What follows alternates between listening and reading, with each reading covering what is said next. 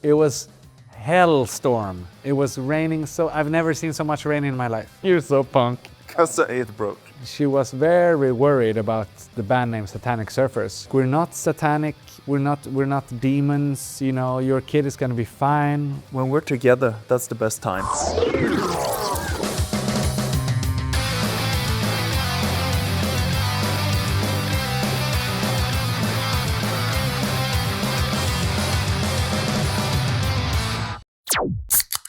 We have a good question. If you want to win this one, signed by the band, you have to answer a really hard question. Satanic Surfers used to make songs called Evil. How many Satanic Surfers songs, how many different versions of Evil are there? If you answer that, this one can be yours. Welcome, Satanic Surfers, Andy, Magnus, welcome back to Barcelona. It's been a while since you played in the city. Last time you tried to play nearby was the Festival Altimira, but it started raining and you had to cancel after two songs. Yeah, 5, 4, something like that. It was hellstorm. It was raining so I've never seen so much rain in my life. Maybe. It was so much. Okay, well, we tried. We stayed there until you stopped playing. We were like there, first row, getting all the rain on us, but very happy you guys are back here. You've played it many times. You like playing in Barcelona. Like, do we welcome you well? Are you happy to be here? Very much. I think first time I wasn't in the band from the beginning, but first time I played here with this band must have been 2005, and it was just something electrical about this city. And so after the show, we went out to a nightclub, me and our merch guy, and it was just something like anything is possible. Yeah, welcome to Barcelona, where anything is possible.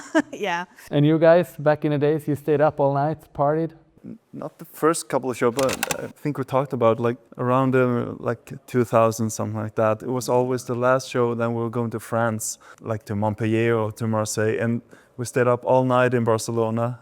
Always late to France, always like showing up just at showtime or something like that. So it's always fun in Barcelona. Yeah, I like it. So, as you were saying, you were not from the beginning in the band, but you were like before the stop.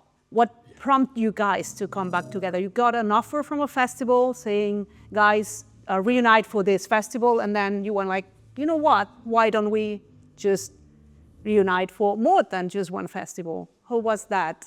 Basically. Yeah, I think so. Yeah, I think Rodrigo got an offer from a Canadian festival. We met up like half a year before just to hang out, and we talked about just playing together again. So I'm not sure, maybe he had already gotten an offer. Like, I kind of suspect that, but maybe there was talks about something. And when word got out that maybe we're doing that festival, other festivals started to, like the European festivals also started to reach out to us. And then, because first, we didn't know it's going to be 2 shows, 1 summer or whatever. I don't know. We didn't know anything. But as soon as there was more interest, it seemed like, okay, if people want to see us, let's do it. That first summer was crazy. Yeah.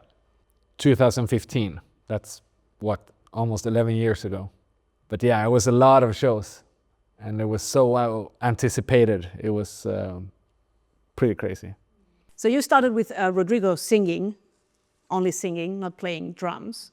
Yeah, with the reunion. Yeah. We had Stefan on drums. When Stefan left the band, was it natural that Rodrigo was back there again, playing and singing? Like, you feel like it's how it's supposed to be? Because for me, as a person watching the show, I feel like it's where he belongs. That's like the unique selling point with Satanic Surfers, that, oh, it's the band with the singing drummer. But for you guys, you feel like, now you like act more like the frontman always, Andy, since you've been in the band, you're the one more talking to the audience and stuff. Like, you feel like, yeah, go back there, let me do my thing. I mean, he has so much star quality without saying too much, because he's pretty shy, I think, on stage. But even if he's shy, he could still stand up front and just like own the room. But when he's playing drums, he's like the best drummer there is. So I'm very happy. When Stefan left, it wasn't really talks about getting another. I don't think we wanted to get another person into the band, like another new one, like because it had to be another drummer. It's just been so many members to this band, so it's just natural. Like I don't think we even talked about it. It just happened. I mean, It was Darwinism. and the thing is, yeah, because Stefan was away, I think, like a year before. Yeah, when he became a father, he was away for a few shows, and then Rodrigo just stepped in and did drumming and singing at the same time. So a year later, when Stefan left, it was just natural. We knew he could do it again, so no problem. So yeah. It comes to our attention that you don't do long tours. You don't do a tour for a month like other bands do.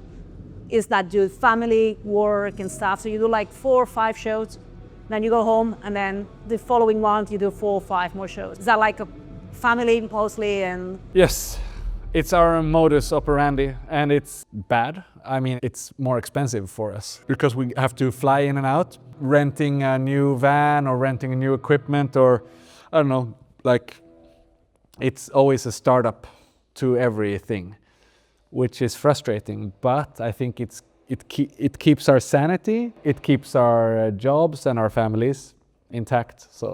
so it makes sense in the end doing that. We couldn't do it any other way. We can't. Everybody's working and having kids, and most of us. So, and I think I don't know how much. If we could tour more, it might be good. But it's still maybe it's good just to keep it like a bit exclusive as well. I think it's good, and otherwise maybe we would gotten tired of it. I don't know. I'm not sure, but and then when we go like to Canada or South America, it's going to be a bit longer because we have to do like maybe 10, but it's not more than 10, 12 days or something like that. Yeah, and Australia as well. But I think I'm not sure if I can speak for everyone, but in some sense, we've all had absent fathers who've gone away for work or for some other reason, and maybe we don't want to be like that ourselves. But wide brushes now. I can only speak for myself, but I'm suspecting there's... You guys have other projects and other bands you play in. So what's that?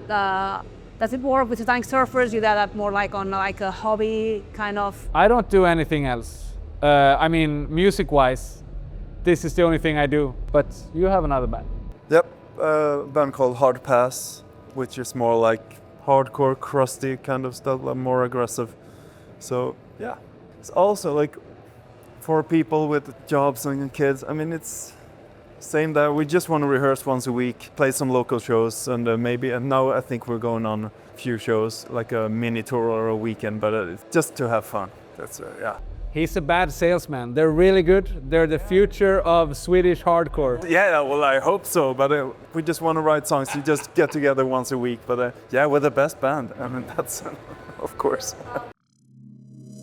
The thing is, like in Sweden, you have like a lot of help from the government to play and have bands and stuff. That's what I've heard. That's the image of Sweden. Like you have helps to study music or to practice or... Yeah, Swedish used to have a long tradition of 100 years of social democrats, and they built a welfare system. And within that welfare system, there was they put a lot of effort for kids to play music and stuff. But as of lately, when capitalism is taking over more and more, there's not so much support for kids anymore. Like all the rehearsal spaces they're not free anymore. They cost money more and more.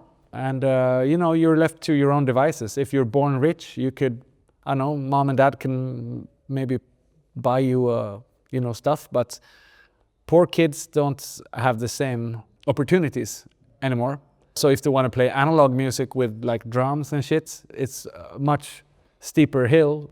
But I guess a lot of kids do like, I don't know, laptop music, which is fine. But there's a lot of youth centers before. Maybe it still is, but they always had rehearsal spaces where you could borrow equipment. And that's a big thing, yeah, like you say, like, because buying guitar, it's a lot of money. And I think that's going away a lot. Like they don't really budget for anything like that anymore. Like culture in Sweden it's not worth anything if it's not making money, if that makes sense. Like this kind of music doesn't make money right away, then we're not going to help it. But it's a right-wing government now that they're not interested in stuff like that. So the next question was like, what's the difference between like this scene and punk rock back in the 90s and now? If you don't have that, like, because there was a boom of bands with Burning Heart Records and all that. Yeah, that was something special. And it lasted, let's say it started in 93 and it ended in, I don't know, 2007.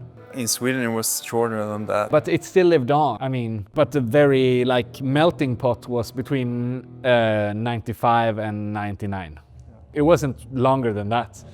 But that was also a product of a lot of stars were aligned, a lot of things just happened. So, but now it's drastically changed, I think. But I think the kids will find another way to make their voices heard, even if they don't have the rehearsal spaces. They will, I don't know, even if it's TikTok or whatever. I mean, even if you don't like that, the kids will always be punk rock. So are there any new bands we should know of from Sweden, like the punk rock bands that now are starting? You know what? I'm old as shit, so I don't know so many new bands. I'm sorry.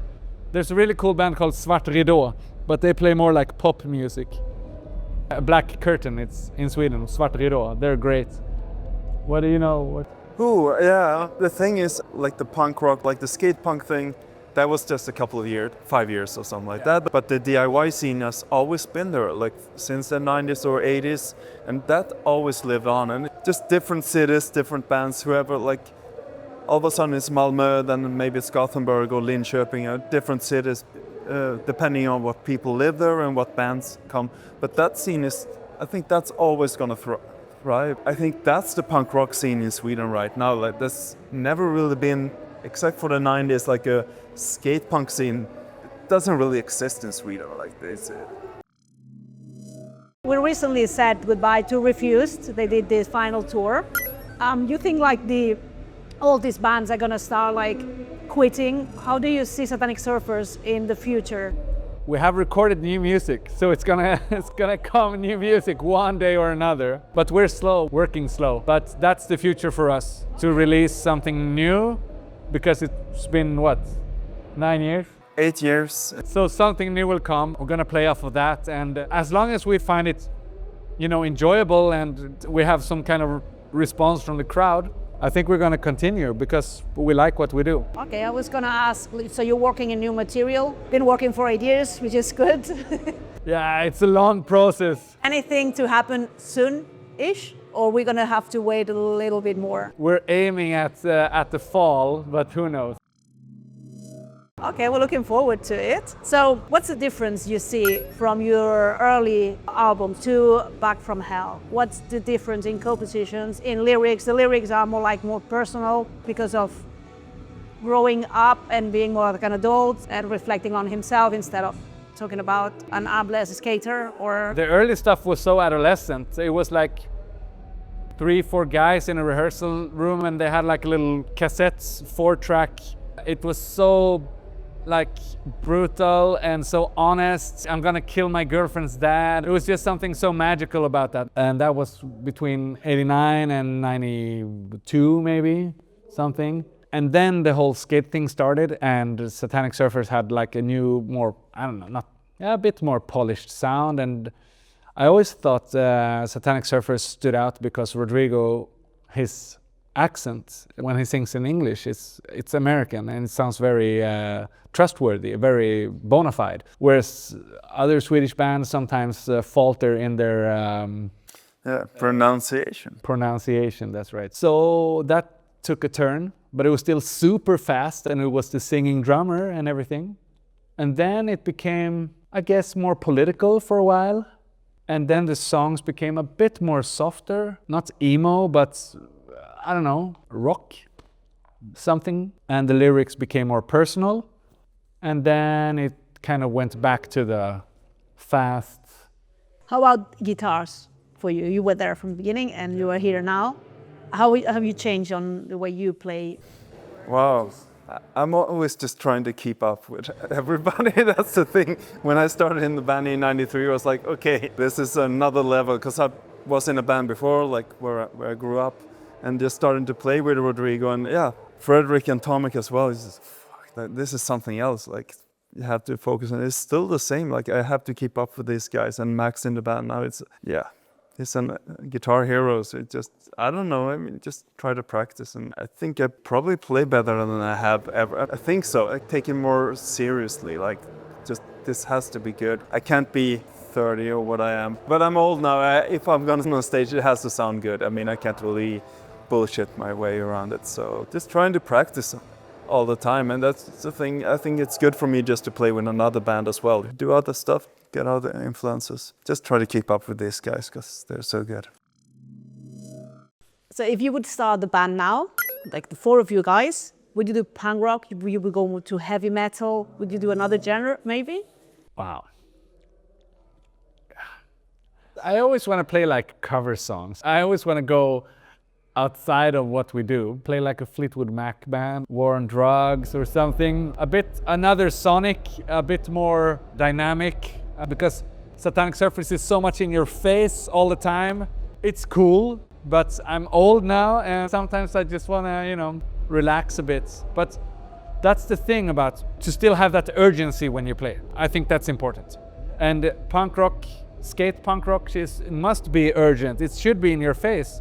So if it's a bit uncomfortable sometimes, well, too bad. That's what it is. Keeps you on your toes. For me, like I said, just trying to keep up and play really well, but also like trying to perform like I was 20 years old. And maybe that's pathetic or whatever, but I don't care. That's what keeps you interested in and just curious about life and meeting new people. To play in a cover band, because maybe I could do that and just work a day job, but then I think I would grow old really fast. Yeah. Well put. What's the song you would like to cover on like a Satanic Surfers style? Wow, yeah. Oh, I have so many. Every time I'm in the shower, that's when I get the best ideas. 2 cover songs I want to play off the bat is Plastic Bomb by Poison Idea and Dreams by Fleetwood Mac. Magnus? You want to play The Wizard by Black Sabbath? Maybe, or Doom, doom, doom, doo, doo, doo. I want to play The Sentinel by Judas Priest. Is that the one? What would you tell to someone who just discovered you guys? Like, hi, we are the Satanic Surfers and we... We come from Sweden. No, okay, that one we know. I mean, it depends. I think you have to be nice. Just to describe the music, or Like how you explain who you are, where you come from, what have you been doing, what's the career of Satanic Surfers? I think we're some kind of working class punk rock. yeah, and then just taking influences from everywhere. I think you can get a bit of everything in our music. Maybe some heavy metal, a bit, guitar solos, but also more aggressive punk. Sometimes ska. Yeah, well, not tonight. What about the name Satanic Surfer? Like people think you were satanic, sing about the devil. I think it was in Spain, a woman, like a mother, her kid wanted to go to the show. And she was very worried about the band name Satanic Surfers. She thought it was going to be like a mass ritual of some kind of chanting and whatnot. And she called the venue, and our old guitar player, Frederick, he had to talk to her, reassure her, like, we're not satanic, we're not demons, you know, your kid is going to be fine. We just play really fast music, that's it. Rodrigo, I think he was 16 when he founded the band. The way he put it was Satanic, that was like from the Misfits or Venom or something like that. And Surfers was because he listened to the Hard-Ons, that band. I think I don't think he thought in 1989 it was a band that people would talk about in 2026. Maybe he would chosen another name. What I like about it is that Satanic Surfers, it's a gang, like the Beatles or the whatever, you know? And we're not called the Satanic Surfers, but it's implied. And therefore, you instantly know, oh, these guys. What I found interesting about it, or what I like about it, when we're together, when we spend, even if we get up at 3:30, when we're together, that's the best time. When we're not together, it's like trying to plan stuff. But as soon as we just meet up, or rehearsal, or on tour, or whatever in the studio, that's the best thing about it. And that's why we're not going to quit either, just on the top of my mind. When you talked about a gang, I think we are like that, kind of like that, because we're just like hanging out. So the four of you are like best friends. Yeah, and we don't have separate tour buses. All right. We'll see. If you had to change the name of the band for legal reasons or whatever, what name? Give me a name of a band. Well, we wouldn't abbreviate it to SS. We wouldn't do that. I like when they alliterate, which Satanic Surfers does. Probably something else demonic or satanic. If you look at all Rodrigo's projects, and I'm talking his record labels or his like failing presence on internet and the nicknames, whatever Rodrigo does, it always has like some kind of antagonism, and it's always something like ugly or demonic or angry. So we would be called the antagonists, right? Yeah. It's a the. What do you think about like satanic bands that don't play satanic music? What do you think about the band Ghost? I love their first record. Then it became a bit out of proportion, I think. It's still cool. But you know, it was interesting when he first uploaded those songs on MySpace. You remember MySpace? It was like overnight, because those songs, it was like the demo songs for that Opus Anonymous record. Everyone just liked it so much because it was so fucking good. That's cool. So I'm gonna give you like a quick fire, some questions, and then you answer. It's easy. So, what's all the Satanic Surfers songs you still love playing live? Why? Sunshiny Day. One song you never expected fans would love as much as they do. That Armless Skater song. Yeah. I don't know why they like that song so much. What's your worst tour habit? Eating snacks. Smoking and drinking. What city always goes crazier than expected? I have a top 3. It's Santiago in Chile, it's Cologne in Germany, and third spot might be Barcelona tonight. Tokyo once in a long time ago, I remember. That was surprising. Yeah? Yeah. What's something that you do these days that it's very un-punk? Oh, everything. I fold clothes. I listen to Fleetwood Mac. We fly a lot. Not all the time, but almost for all the tours we fly. I don't think that's very punk. We have wireless. We have a wireless, so I don't have a cable to the amplifier. That's not punk. I went back to cable, so. Yeah? You're so punk. Because the 8 broke. I would have wireless. I think we give a fuck. And that's not always so punk to give a fuck. But it comes with age. We want to do a good job. We want to keep the urgency, but we also want to be professional. Yeah. We want to make it worthwhile, the few days or the few hours we have. We try to give a fuck. It's a fine line. After the show, you rather eat fast food or a proper meal?